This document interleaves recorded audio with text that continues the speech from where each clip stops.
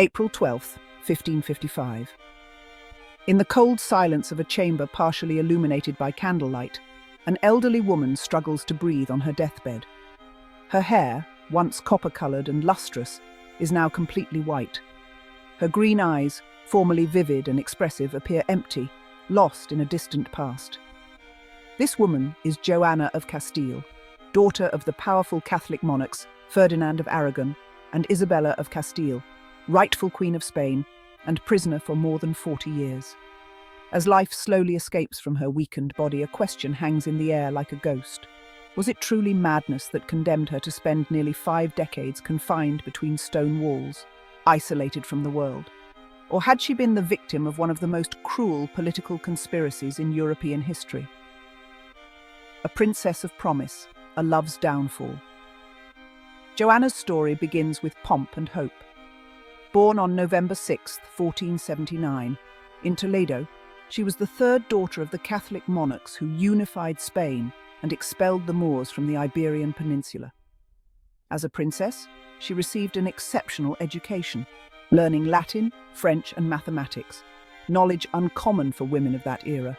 She was described as extraordinarily beautiful, with captivating green eyes, copper-coloured hair, and a natural elegance that impressed everyone. No one could have imagined that the young princess's destiny would be to transform into the tragic figure known to posterity as Joanna the Mad. Nor could they have foreseen that her life would become a perpetual captivity, orchestrated by those who should have protected her, her father, her husband, and later, her own son. As was customary at the time, Joanna's life was determined by political alliances. At 16, she was sent to Flanders to marry Philip the Handsome, heir to the Holy Roman Empire. The marriage, celebrated on October 20th, 1496, sealed an important alliance between the Habsburgs and the Spanish crown. The first meeting between the betrothed in Lille seems to have been the beginning of an overwhelming passion, at least on Joanna's part. Philip, described by chroniclers as an exceptionally handsome man with golden hair and blue eyes, instantly conquered the heart of the young Spanish princess. What initially appeared to be a fairy tale quickly transformed into a toxic relationship that would undermine Joanna's mental health. Philip, known for his libertine ways, never concealed his numerous mistresses. In a Burgundian court, with liberal customs so different from the austere Spanish court where Joanna had been raised, the young duke maintained affairs with various women. For the passionate Joanna, each infidelity was like a dagger wound. Her jealousy soon became legendary. A particularly notorious episode occurred when, suspecting that a lady of the court was her husband's mistress, Joanna violently attacked her, cutting off her hair. On another occasion, during a ball, despite being in an advanced state of pregnancy, she remained vigilant, observing Philip's every move. According to accounts, it was at this same ball that she felt the pains of childbirth and gave birth to her second son, the future Emperor Charles V, in the private chambers of the palace. These episodes, coupled with bouts of crying and melancholy, began to build the narrative that the princess was losing her mind.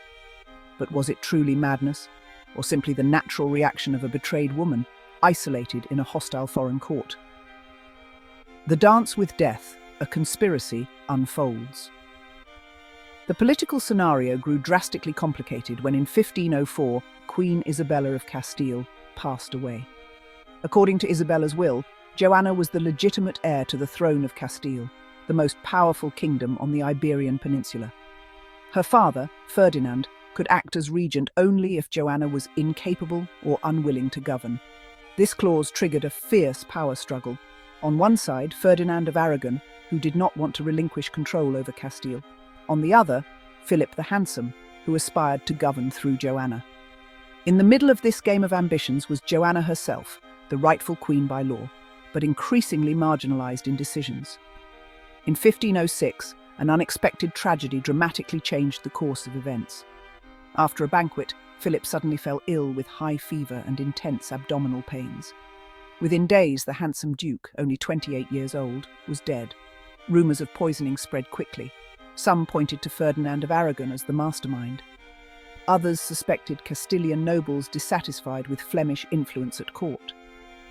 Joanna's reaction to her husband's death is one of the most controversial and dramatized episodes of her biography. According to accounts, she refused to be separated from Philip's body. She ordered it to be embalmed and kept vigil beside the coffin, frequently opening it to look at her husband's face. She then began a sinister funeral procession, travelling only at night, refusing to pass by any female convent along the way, supposedly to prevent other women from approaching her beloved's body.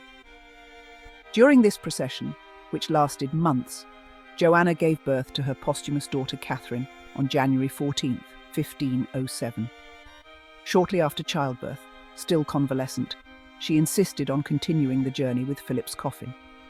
This image of the distraught queen travelling through Spain with a corpse solidified in the popular mind the idea that Joanna had completely lost her reason. But modern historians question this narrative. Documents from the period show that Joanna was lucidly involved in political negotiations during this time. The procession with her husband's body, although unusual by modern standards, followed a royal mourning ritual, perfectly understandable in the context of the era. The perpetual prison of Tordesillas. What truly sealed Joanna's fate was her father Ferdinand's return to Castile. Seeing the opportunity to definitively assume control, Ferdinand propagated the idea that his daughter was completely mad and incapable of governing. In 1509, he ordered Joanna to be confined in the Royal Palace of Tordesillas, an isolated fortress on the banks of the Duero River. What should have been a temporary residence became a perpetual prison. Joanna was then only 29 years old, with 46 years of captivity still ahead of her. The conditions of her confinement deteriorated over time. Initially, Joanna still maintained some royal dignity, with a small retinue of servants. Her youngest daughter, Catherine, remained with her for a few years, offering some human comfort. But after Ferdinand's death in 1516, control over Joanna passed to her son, Charles I, who would also become Emperor Charles V. Under Charles's orders, Joanna's isolation intensified. Her correspondence was rigorously controlled, visits were rare, and she was progressively deprived of any news from the outside world. In a particularly cruel move, Charles removed Catherine from her care, sending the girl to court. Joanna would never see her daughter again. The accounts of Joanna's treatment in Tordesillas are disturbing. According to servants' testimonies, she was frequently kept in dark rooms, sometimes bound when she showed agitation. The apartments were not adequately heated during the Castilian winters, and the queen suffered from extreme cold. Her personal hygiene was neglected, and she was often forced to wear the same clothes for long periods. Even more alarming was the therapeutic treatment to which she was subjected. In the 16th century, methods for treating supposed insanity included bloodletting, painful purges, and other procedures that we now know were not only ineffective, but potentially lethal. Joanna faced these treatments repeatedly throughout her confinement. In 1520, there was a brief attempt to free her during the revolt of the Comuneros. Castilian rebels who opposed Charles I's government arrived in Tordesillas, intending to restore Joanna to the throne. For a few months, she was treated as the true queen and participated in audiences and councils. Witnesses from this period did not report any behavior that could be classified as insanity. On the contrary, they described her as melancholic but perfectly capable of understanding matters of state. When imperial forces finally defeated the rebels, Joanna returned to her isolation, now under even more rigorous surveillance. Her principal jailer, the Marquis of DEMISE, in correspondence with Charles V, admitted using cruel methods to subdue her, including physical violence and psychological manipulation. In one of his most disturbing letters, DEMISE writes to the emperor, "Sometimes it is necessary to treat her with rigor and even punishment. Other times it is convenient that I tell her, 'Your Majesty is coming,' and still others that you are already in Spain and are coming to see her. With such lies, we manage to make her do what we want." The years passed, and the world beyond the walls of Tordesillas transformed dramatically. Her son Charles's empire expanded, becoming the largest since the time of the Romans. Her daughters became queens of Portugal, France, Denmark, and Hungary. New continents were conquered. Religious wars erupted. The Renaissance flourished. But for Joanna, time seemed frozen within the cold walls of her prison. Death and enduring questions. In her final years, the queen who never reigned became a shadow of her former self. Accounts indicate that she had completely lost her sense of time, frequently confusing day with night. Her physical health deteriorated considerably, with cardiac and respiratory problems. The few who saw her during this period described a prematurely aged woman with a vacant gaze and slow movements.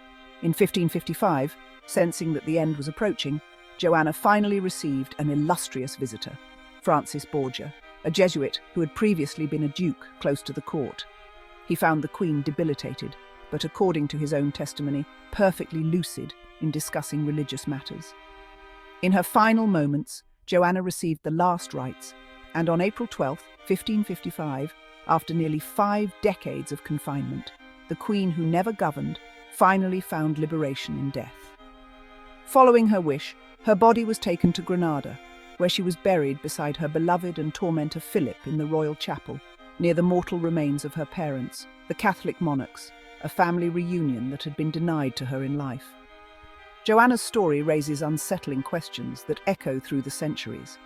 Did she really suffer from some form of mental illness, or was she the victim of a cruel political conspiracy perpetrated by ambitious men who used her as a pawn in their power games? Historical documents reveal that during the rare occasions when she was free from the oppression of her father, husband, or son, Joanna demonstrated competence and lucidity. Her letters, written before her confinement, reveal a sharp and eloquent mind. Testimonies from people who knew her during brief periods of freedom do not mention irrational behaviors.